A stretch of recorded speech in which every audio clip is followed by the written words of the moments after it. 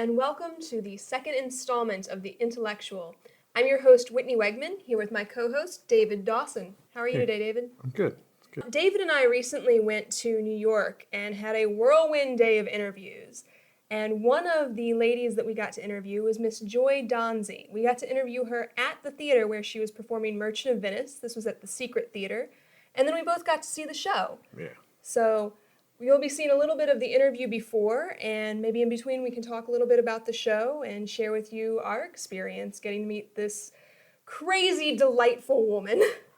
She was wonderful. And honestly, the Secret Theater where she was performing, very cool venue. In a very neat little part of town. I mean, it was in Long Island City, in an area that's like recently seen a big burst of redevelopment. So it was kind of neat to be in this little kind of tucked away theater in a tiny little brick building, and just like a block and a half away, all these skyscrapers are going up. It's like you would have quintessential never New York experience. There was a little theater there. Yeah. Secret gem. Made the name perfect. Exactly. So that was a crazy day because we interviewed Nathan Darrow earlier in the day in New Jersey, and then we took the train over to go interview Joy, and then I went to a soccer game. You watched the play, and then we met up again and did a podcast like in the middle of the night. So wonderful experience in New York. It was a very New York experience. I don't think you would ever have that anywhere else. No, it's such a unique thing about that city. Just anytime, any place, anything goes. I can see why a lot of artists move to New York. And what was great, all of the people that we interviewed there had those quintessential New York experiences. Yeah. And even Joy, you'll see in this interview, she talks a lot about how New York has shaped her as an actress and as a performer and teacher as well. Yeah, it was very cool to talk to everybody that we talked to there. Because, they got their own little community going on there, just like we're building here in San Diego. Different aspects, are different from ours, but a lot of it's the same. So here we go with Joy Donze on the IntelleXual. So where are you from originally? I'm originally from Perryville, Missouri, which is southeast Missouri, very, very bottom border. Small town of, I would say there's like maybe less than 10,000 for sure, probably closer to 6,000. My school was small, K through 12, same kids, 12 girls in my class. I share that experience. Yep. Yep. Surrounded by country girls. I know, farmer vibes. And like, it was great, but I kind of moved and then never went back pretty much. Where did you move to? So went to Kansas City, which is actually where I met Whitney, which was like a great little stepping stone because I remember like feeling like I was just in this huge metropolitan city. And now I look back, I'm living in New York now. So it's like, I know Kansas City is a smaller city, but everything's relative. It's right? all relative. And it was perfect for me coming from like 5 stoplights. It was like a nice little. I said the same thing almost verbatim, that Kansas City is a small town, like posing as a big city. And it's perfect. It's perfect. And I actually still love Kansas City. We were just talking about how I feel like it's kind of this little gem of the Midwest. It's kind of like a little secret and nobody knows how awesome it is. But there's tons of professional theaters there. They really take good of their care of their local talent, I think. And what's interesting about Kansas City that's different, like let's say from St. Louis, and like don't quote me on this, but like I think this is true. The taxes in Kansas City get circled from the suburbs, get fed into downtown. So like the outer borough money helps support and sustain what's going on in the city, whereas St. Louis, that's not happening. They each go to their own little They town. each stay. So communities that are poor stay poor, and communities that have money remain having all of the money. So it's interesting to me. St. Louis was the closest city near me, but I found Kansas City to be so different in a lot of ways, and for the better, I think. Well, and more theaters, more local theaters. I know in St. Louis there are theaters, but a lot of times they get shows in from, they do the touring shows. Exactly. Like the Fox Theater and things like that. So exactly. less opportunity for local talent. I think so too. But yeah, KC, definitely a little gym plus great barbecue. Yeah, there is great barbecue. So when did you come to New York? I moved to New York in 2009. I finished undergrad in May and then kind of just moved here blindly. And I still can't believe that I did it because I knew no one. I didn't even know what Backstage was. I think I started looking for auditions on Craigslist, which led to some really great, interesting first audition experiences. But but I think, I'd had a couple people say that they'd had a hookup for me here or new rep that they would introduce me to. And so I moved here kind of thinking that people were going to help me and then realized that that wasn't going to happen and that I was pretty much on my own. And the first year was probably like rough and pretty lonely, but I would say like we said earlier, that's true to anywhere you move by yourself and you're going to try to be an artist and no one and you have no community. So there's always going to be that adjustment time. Totally. You have to go through. Absolutely. You have to build your community. You have to build your community and find your people. And it took a while. But as I did, things started to get easier for sure. And more opportunities came about because I knew more people. The thing that I really liked about this segment with Joy is her bold move to New York and how getting herself out there created opportunities. I mean, that was the whole genesis for starting the IntelleXual podcast for me, was to try and find that foothold into our community so that I could kind of reintroduce myself after a bit of time away. Well, there's that great creative, quote for creatives about jump and the net will appear. And I feel like everyone who's ever told stories like that, where they're just like, do it, the door is open. Because that's what they've asked of the universe, and they put themselves out there, and then it's. Yeah, because if you just sit home expecting things to happen, they're not going to. You have to put yourself out there. You have to make the bold moves. You have to do the big thing sometimes. That's the only way magic happens. Can't win the lottery unless you buy a ticket. That's right. We'll be back with more Joy Donze in just a minute.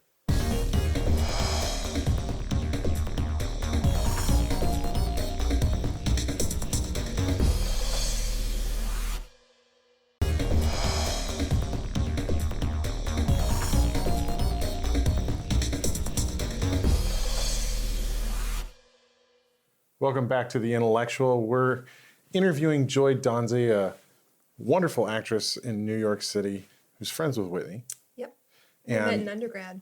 Well, and like you, she has that kind of country, humble beginnings, right? We both grew up in Missouri, yes. So Missouri loves company. Okay, that was the best version of that joke I think I've heard. Well, I've been practicing. Our director, Brian's got a t-shirt with that on it. So it's rolled off my tongue before. But no, it's really fun to do these discussions with people and kind of see our commonalities as well as our differences in our journeys. And, Joy shares with us a little bit more about her humble beginnings and where she goes from there on her journey of discovery in New York City. What was the first big opportunity that you encountered when you got here? Man. Well, it's all relative, I think my first professional paid gig was for this entertainment company called RWS and Associates. And they started out just doing industrials, theme park work. Mm-hmm. And now they're an Emmy Award winning company that has cruise lines all over the world. They've pretty much swiped up the theme park scene. They take really good care of their theme park performers. And a lot of people, theme parks were kind of, I guess, taboo for a while. And people were like, oh, don't do it. Yeah. But this company working for them, I was really proud of my job. And when I got back to the city, they do all kinds of industrials. They'll fly to a kids' cancer research hospital and put up a little show around Christmas time for the kids and pay the performers really well. And it's a 3-day commitment. And they do mall performances. I went to how many Santa Claus openings all over the country. And I was like the little elf that like did a song and dance and like brought them in. But it was sort of like a way to make money in the arts that was something that I found that was like a relationship that I still work for them sometimes around Christmas. And I just found everybody that works there to be so lovely and fun that it was kind of like, and you move up, you know, that your first gig might be a 6-show day outside in Pennsylvania. But then the next summer they'll be like, okay, we're going to give you a contract with indoor theaters and you're So not. you got to put your dues in first. Exactly. Work your way up. But they're doing great now. And they just bought a space here in Long Island City, which is this neighborhood we're in right now is like blowing up right now. I don't know if you saw the condos that are being built, but they bought a big, huge warehouse building so that they can rehearse cruise ship shows there, you know, which are humongous. So like to have that kind of space in New York is unheard of. They bought this huge industrial building here. So now when you go, there's like 12-person cruise line ships performing in there and rehearsing to go out. So it's like cool that I've seen them evolve just in the 7 years I've been here. Like I'm proud that was like one of the first companies I worked for, I think, that hired me, you know? It's really Even cool. if I was an elf, you know, still like you gotta start it sounds somewhere. like it was like a really good experience. It was. And yeah, it provided a lot of stamina and like staying positive too, because doing 6 shows outside a day and like dropping weight and like just being like, oh my God, like, do I have to put on this costume again and this wig and like go out and smile? But like, I think it helped me have crazy stamina because doing that 6 times a day for 3 months was like intense, you know? It only gets easier, I feel like. So have you been doing pretty much theater in New York or have you done a little film TV? I saw something about, was it a celebrity ghost story? I did do that. I did do there's a few shows that shoot here, like through the Bio channel, and there's like Investigation Discovery where there's like these reenactment shows. And the reason I went, they're great. And the reason I went was because I'm secretly obsessed with ghost stories. Me too. I watch them all the time. I'm obsessed. And I was always like, how do I get those jobs? Like, how do I be the girl that sees the ghost on a haunting? Like, I know the story. Like, I know what happens. Like, please let me do it. And so it was funny because I got my undergrad in musical theater and moved here and realized maybe I don't fit in so well with the musical theater scene, which is like, fine. Like you learn and you find where you do fit. So I remember I was at, Ripley Greer, which is one of the big audition studios, and saw a bunch of girls, I think originally from Kansas City, who were all auditioning for like Summer Starlight and the Muni. And I was there for Celebrity Ghost Stories. And I like went in this tiny room where a woman had just a camera. She was like, so this scene is when the ghost, like you wake up in the middle of the night and the ghost is holding you down and you can't breathe. And I'm like, I know exactly what you're talking about. I know, I'm so ready. Let's do it right now. So I'm like hyperventilating in a chair in a small studio, like with the little camera on me, having the time of my life. Yeah. And I leave and I run into these like musical theater girls. And they're like, oh, are you here for the Muni? I was like, I'm here for Celebrity Ghost Stories. And I'm not mad about it. And I totally got it. Like I got that gig and I felt like, I was like, man, this is really just like means the world to me. It probably doesn't to most people that work on the show, but I loved it. Which episode was yours? Well, I originally got cast as Jamie King in Celebrity Ghost Stories, which made me feel way hotter than I think I normally feel because Jamie King's like a total sex pot. But I couldn't do it because I was going back to do Goldilocks and get my equity card from Jean at Theater for Young Americans in Kansas City. So I was so devastated that I couldn't do it. So I kept in touch and finally she's like, hey, we have another episode coming up. It's Elizabeth Rom from Law and Order.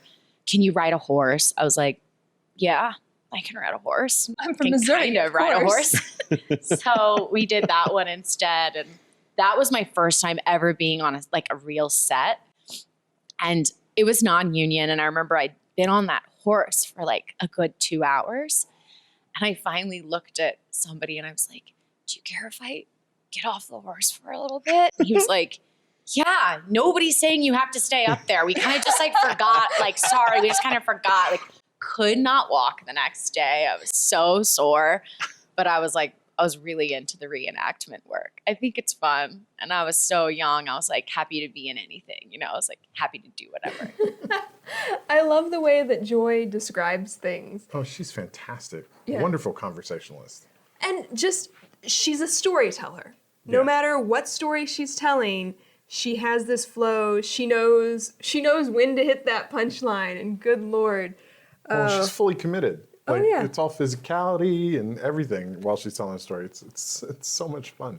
So much fun to talk to her. And so excited about whatever she's speaking about. Mm-hmm. She really, genuinely loves celebrity ghost stories, and having had that experience, she sounds tickles like you me. love it too. So I do. And since, right now is the time of the season, I've been watching lots of those. I have to find her episode. I haven't watched it yet. Well, while you're out looking around for her episode, we'll cut to a commercial and we'll be back with more Joy Donze after the break.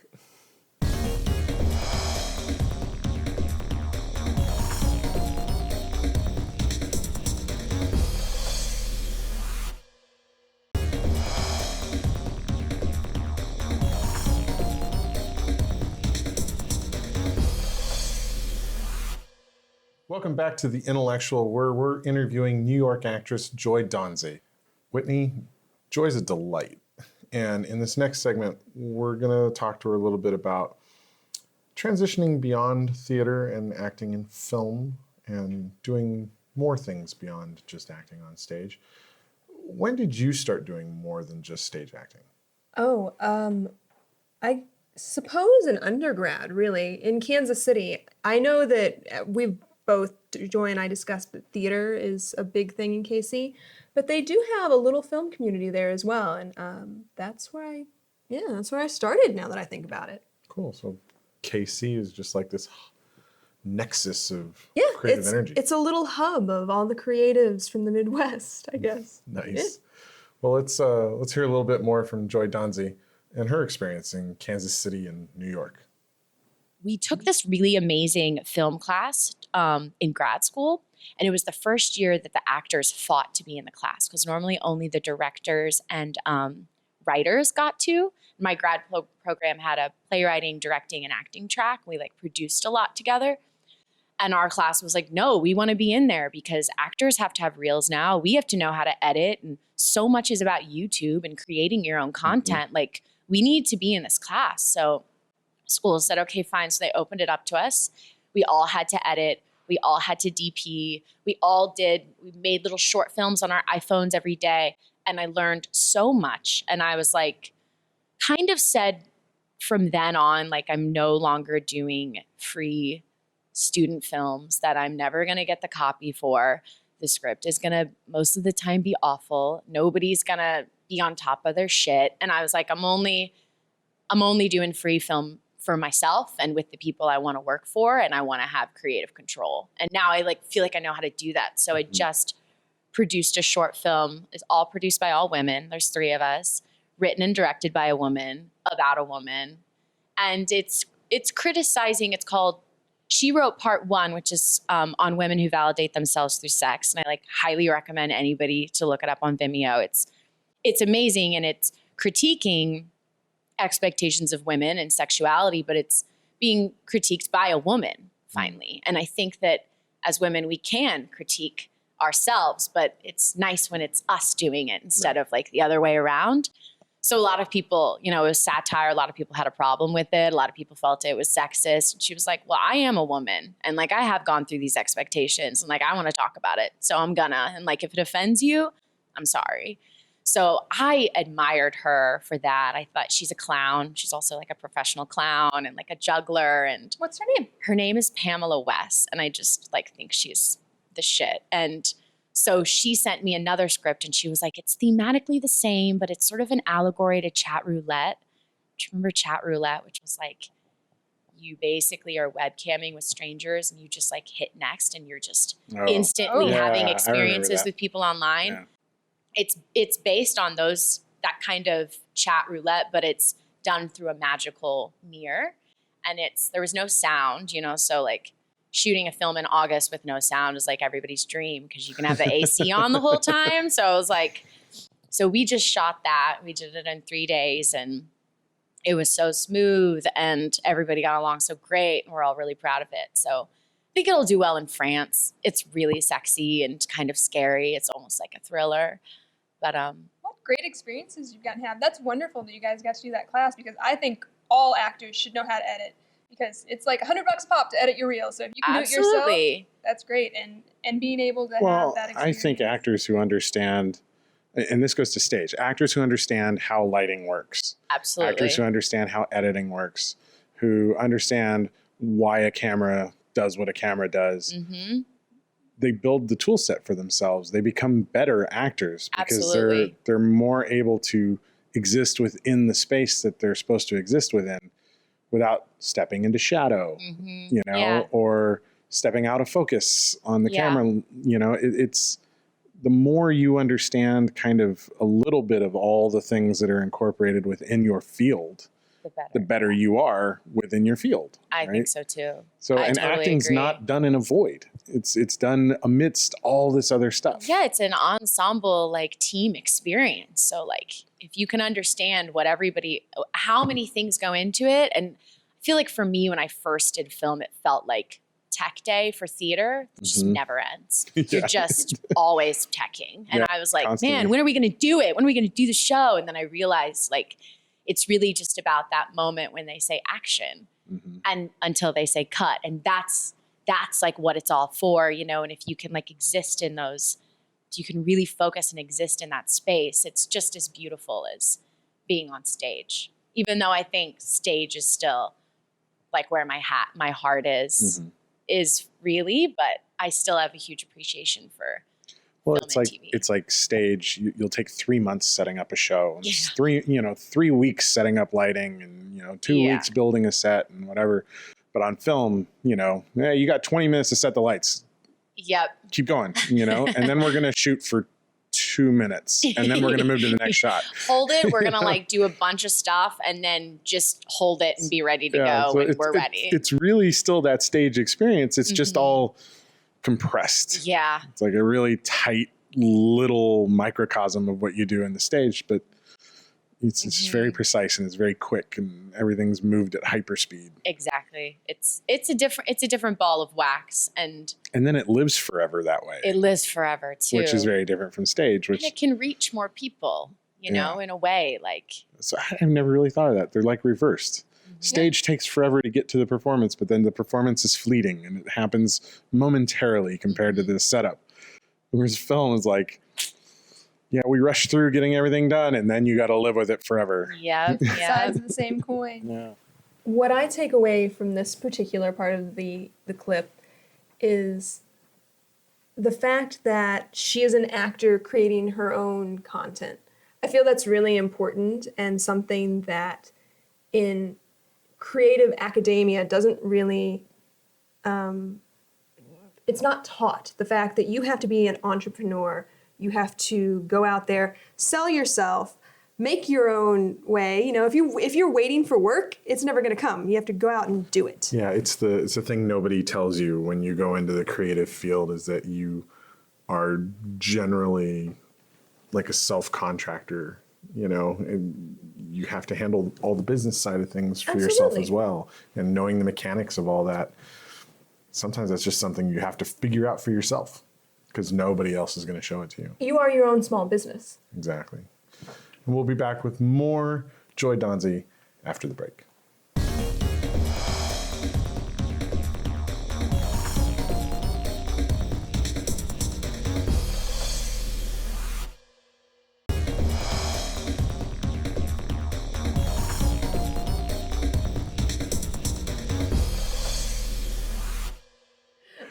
Welcome back to The IntelleXual, where we're interviewing Joy Donze, New York City actress. Whitney, Joy spoke in the segment before the break about learning to do a lot of things and stepping beyond acting. And she's about to do something pretty big for herself. Oh, yeah. Joy is about to mount her own one-woman show, and in this next segment, she tells us a lot about her inspiration, which was her own life, and I found out a lot of things that I did not know about Joy, so... Yeah, it was like an open book, and I was brand new to the whole read, so it was all a little shocking. But I think it's going to make for some really good entertainment. So let's hear from Joy about her one-woman show. I love that essentially what you were talking about earlier is the actor is the entrepreneur, which I think is necessary in this day and age, like the usage of YouTube and creating your own content and things like that. That's amazing. What kind of, you said that you've been writing as well? Well, I have a solo show that I'm doing this November 3rd at Theater Row. It's part of the United Solo Theater Festival. And I wrote it, but it's verbatim from my 6th grade diary. So I wrote it a long time ago. But I saw something about that on your website. Yeah, it's going to be really fun, I think. It's like, basically, I went through puberty really fast and I still have like growth marks from it. It was one of those, like, it kind of happened overnight. And it was a tumultuous time and I was pretty awful. And like, but I feel like a lot of the traps in doing a solo piece is like, you know, you have to differentiate it from stand-up comedy. It's not the same thing. You have to find the theatricality of it. And these journal entries are so raw and emotionally charged and completely painstakingly honest that I was like, this is just content that is so everything I need, you know what I mean? And I've already lived it. So it's easy to get back into it, you know? And there was a solo performance class at grad school that I took, and I went in and I was basically like, look, I know that I know exactly what I want to do. I have this journal. And what I used the class for is like finding which ones were really worked and kind of created a little narrative through line. But it all went down in 1 year. And like, I changed, like one day I'd be playing with dolls and the next day I'd be like blowing nitrous caps and like doing drugs in my neighbor's garage. It was just like, what is happening? And then there's like some daddy issues thrown in there. But like anytime I've workshopped it, girls always come up to me and they're like, oh my God, I got to go home and read my journal because that sounds exactly like what mine was like. And I was like, I know it's universal. Like any girl that has lived through 13 is going to relate to it. And things I didn't know about Joy. I know. You need to come see your show. I was a crazy little, but I'm really excited about it because I also like to produce. And so it's going to be quite easy. It's just me and my director, and it's just our schedules, and it's just me, and like I'm producing it, and it's easy because I'm just it's like I already know everything. I know all the elements already, so I don't know. I'm really excited about it. Basically, when does it open? It goes up just one night on November 3rd at Theater Row. It's a Thursday at 7:30, and I shot my promo video the other day, and I think it's going to be really good. And I think it's going to really give people like, because the photo that I'm using has already just been people are like, oh my God, I have to come see it. Because it's one of those like spring picture photos where you're like hands are crossed and there's like trees behind you.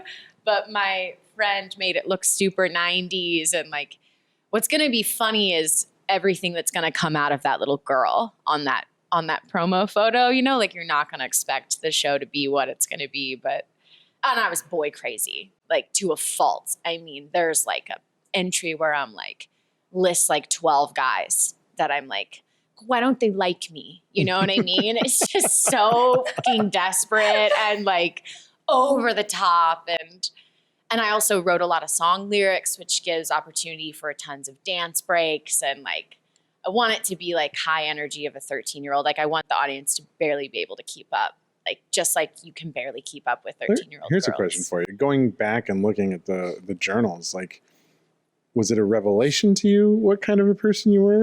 Or did you kind of remember it being that way? Or I remembered feeling it, and I remembered like every single entry I put in there. And I was actually really private and precious about that journal because I'm not really a writer. And I know a lot of people that still journal and write their thoughts down, and that's how they kind of cope with stuff. And I sort of like run or talk to myself. I don't really write. But I guess I needed to, because I did for a year. And of course, that was like the highest stakes of my life thus far, you know, even though I was in like Perryville, Missouri, and all going to be okay, honey, but like didn't know it at the time. And my friend came over and I said, oh my God, like you should see this journal that I used to write in. And I also went through a God phase, you know, like where I felt like I was saved and that was my new intentions. So like those are pretty funny too.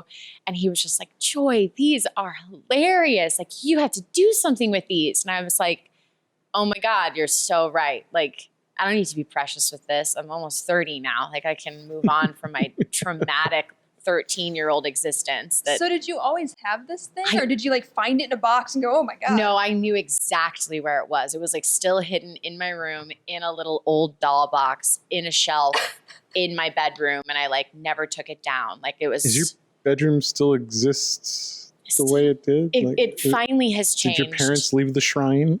I went home this Christmas and redid the bedrooms because my mom had still not touched them. And I still had like, there's one entry where my mom, she's a teacher, and when she meets other teachers that have daughters that are around this age, and they'll come to school and just be like, she hates me, and like, I don't know what we're going to do. And my mom's like, one day, Joy was in her room blaring Rob Zombie. It's like, don't even listen to Rob Zombie. I was just trying to be like, look at me, I'm so hard, you know? And my mom knocked on the door and opened it, and I was decapitating my doll heads, shaving them, and hanging them from the ceiling.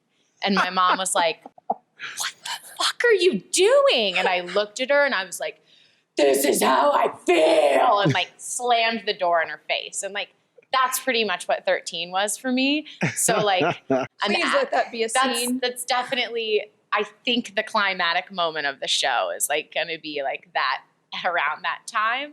So that's fantastic. I don't know.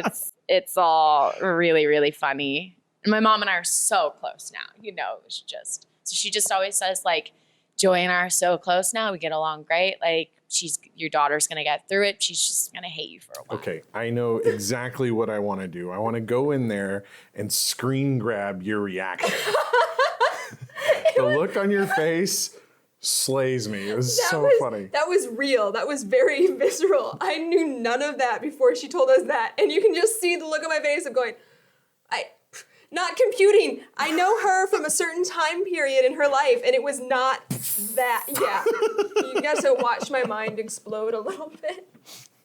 It's wonderful. She's so brutally honest about it all, which I think is what's going to make her one-woman show like fantastic, brilliant, right? yeah. She's just going to bear it all and let everybody kind of just experience it. And so many people who know Joy as this bubbly, wonderful person are going to go to that and have that exact same, like, just, I don't know how to react to this moment. Yeah. So it's just fantastic. And we have more fun times with Joy coming up after the break. It's so funny.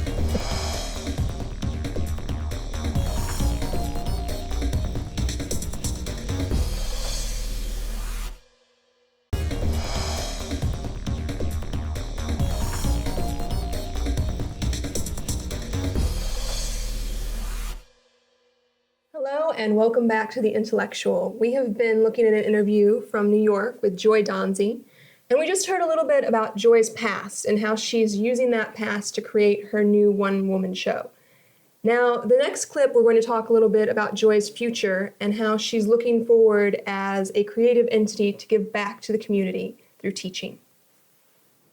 So you've got your solo show coming up in November. Do you have anything else that you're getting ready to work on? Or? No, this summer was crazy because like I got done in May and I booked a show with Fringe through a little, so like had those rehearsals, and then that director was directing this, called me in for this.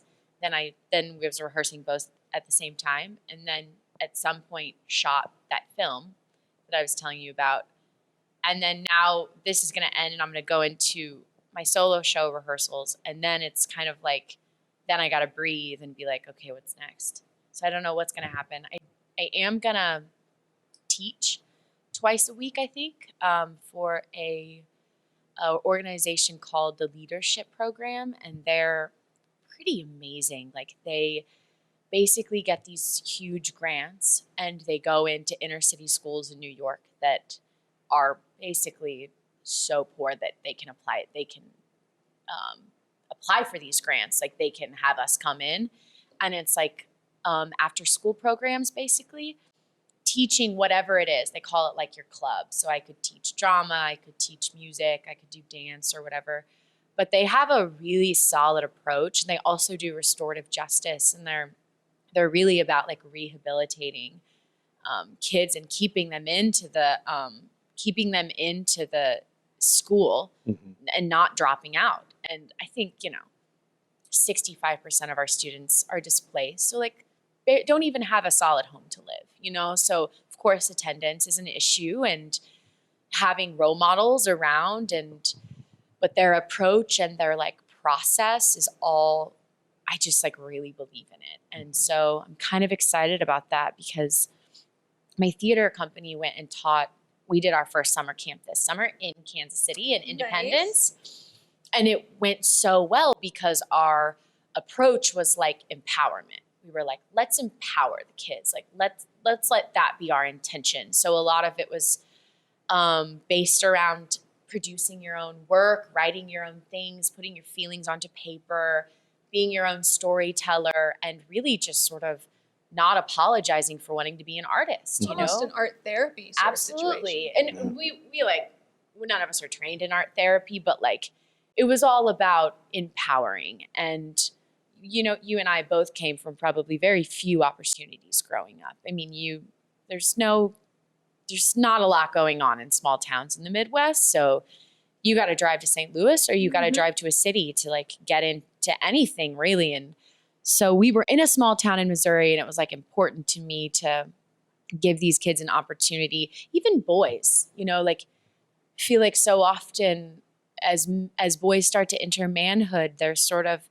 bombarded with these expectations of masculinity. And if you aren't athletic and you don't play sports, then you're looked down upon. And anything that is, you throw like a girl, you run like a girl. Well, like, what are we teaching these boys if everything we're teaching them that is feminine is looked down upon and is less than? And then we're so surprised that we have we have rape culture and we have all these things. And I just thought, because even my brother was very tiny and couldn't play football. He would have been smashed. Right. And he got into skateboarding. And skateboarding to me is one of those cultures for the boys that don't want to play sports, that don't fit into like stereotypes of masculinity, but still want to go out and be active and hang out, and like they're the outcasts. And so, a lot of boys that were at our camp want to do musical theater and like think of all the things that they're fighting against in a small town wanting to do musical theater. Yeah. And so like I was just excited to give even the boys a place to come in and be like, yes, you're a good dancer, and yes, we're going to celebrate it, and no, there's nothing wrong with it. Right. I just like believe that we need to empower kids and stop holding them to these expectations that just don't work for everybody. Yeah. They just don't, and it's not fair. So our camp was really good, and we talked to them a lot about like not asking for permission to be artists and just to be one and to just like go for what you believe in. And we taught little electives that were songwriting, or I taught like a personal monologue class because a lot of people some of that was like, if you guys ever wanted to write, what do you want to write? And they're like, I want to write a zombie movie that's like this. And I'm like, cool. Well, like, let's just go a little deeper. Like, what's something like personal that we could write about, because like to get them closer to like universal themes and something they've experienced that they're just going to feel a lot closer to. There's like more of a risk, Right. Zombie movies are awesome and we need them, but like, what else do you have to say as an artist? And so just watching these girls cruise around, like one of the girls, her mom came up to me and she was like, yeah, she said she came home and she was like, well, Joy told me that I don't need permission to be an artist. And so I think I'm just going to do all these things now. And I'm not even scared about it. I don't even care. And I was like, yes, girl, you do it. Like, nice. Do it. Nobody can tell you not to, And I just like, that was what we really that's what we were really pushing. And then I was like, I need to go teach. I gotta teach. I gotta like give back. So there's something really rewarding with I think so giving too. back, you know, like, yeah. Because I think all of us at some point in time have been affected by some teacher along the way. For me, it was Mr. Davies, who's my 10th grade English teacher, just blew my mind. And oddly enough, he's the guy who told me it was okay to say fuck it about school. Right? Just like kind of sometimes what you need to yeah, hear. he was just like, you know what? He's like, it's not for everybody. You know, he's like, if it's not for you, go find what works for you. Yeah. You know, just be inspired, you know? That guy was amazing. And you know, when I made the decision to leave college, like he was at the front of my mind. Yeah. And it was never the wrong choice for me. I'm pretty sure Robert Folk told me that about acting.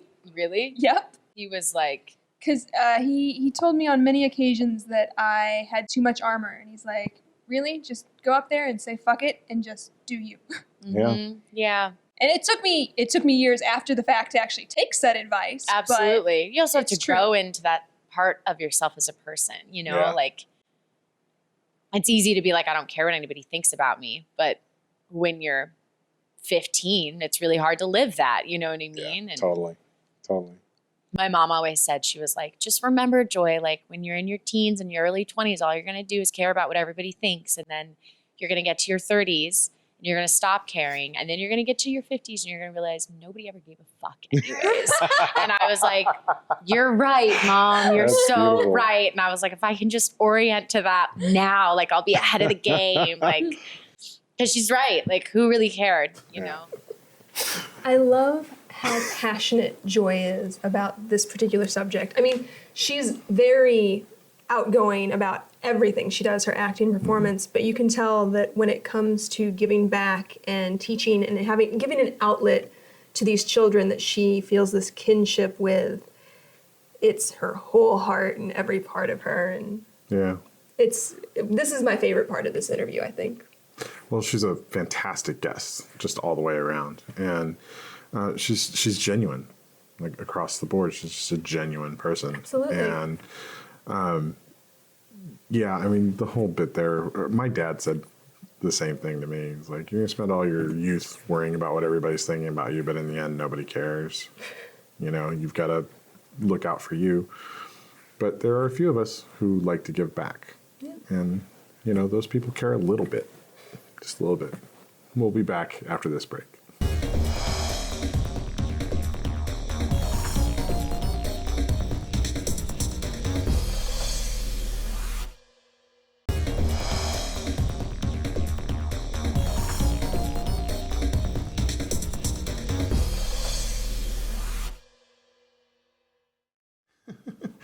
So thank you for joining us on The IntelleXual, and tune in again next week when we take a slight departure from our usual creative discussions as we get a little bit scientific when we go to Fermilab in Chicago. That's a big particle collider. It's going to be really cool. Get to meet with some physicists on The IntelleXual. If you need some more joy in your life, you can listen to the full unedited version of this interview on the IntelleXual podcast. Be sure to like us on Facebook at IntelleXual Entertainment. Follow us on Twitter and Instagram at The IntelleXual, and use hashtag #IXESecretTheater to join in the conversation. And don't forget to subscribe to IntelleXual Network on YouTube.